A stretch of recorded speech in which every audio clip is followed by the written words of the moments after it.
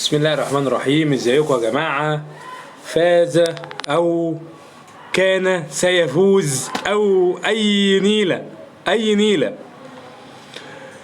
تعادل النادي الاهلي مع فيوتشر 1-1. هدف حسين الشحات وهدف مش عارف مين اللي جابه. الحمد لله، يعني الحمد لله على سواء فوز او مكسب او حتى تعادل او هزيمه.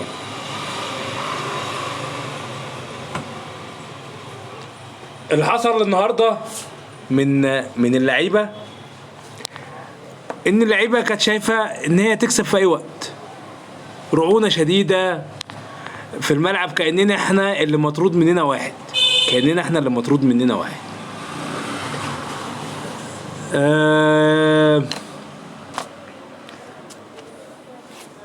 ما فوقناش الا بعد ما جه فينا الجون.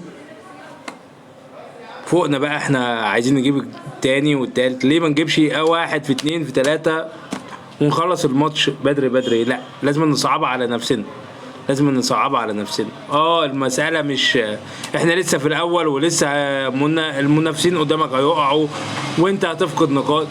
يعني المسألة مش هي بس مش حلوة. احنا ما كناش حابينها تبتدي كده، يعني كنا عايزين نستمر في المكسب، ومكسب بيجيب مكسب.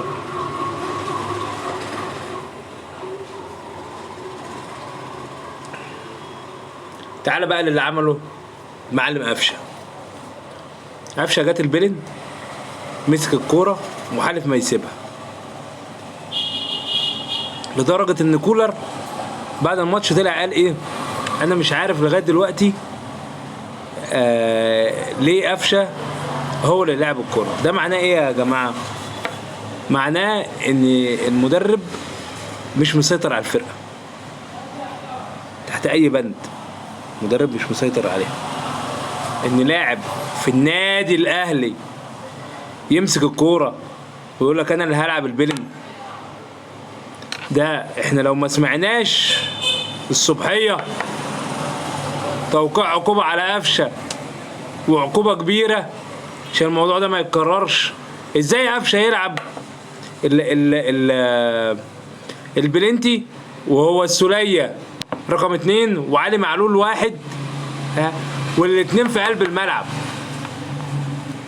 ازاي انا اعمل كده؟ اتسبب في خسارتنا نقطتين بكل برود. ان كل برود اللي احنا بنشوفه من قفشه ده برود. انا نفسي بكره الصبح ونفسي استبعده من ماتش فاركو، يعني استبعده. ده ملوش حل. وبعدين المدرب النهارده فتة برضه في التشكيل. يعني ليه النهارده انا ابتدي قدام بشادي حسين ومحمد شريف وحسين السيد وقفشه، والاربعه ما لعبوش مع بعض خالص وما بدأوش مع بعض خالص من اول الماتش؟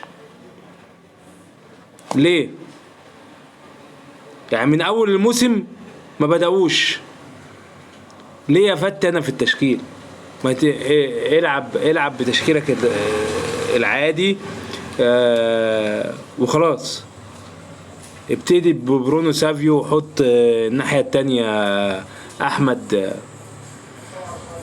عبد القادر. عايز تحط مهاجم حط شادي. لكن ما انت كمدرب السبب في ان النهارده خرجنا تعادل. يعني انا صراحة محروق دمي جدا. بس هنعمل ايه؟ ما باليد حيلة. مفيش بايدينا الا ندعم الفرقة. بس كويس جدا ان احنا او الحاجات دي بتحصل دلوقتي قبل يناير، لان احنا في يناير عايزين مهاجمين وعايزين جناحات وليلة كبيرة قوي سيادتك، ليلة كبيرة. فنتمنى سرعة الانجاز في لعيبة.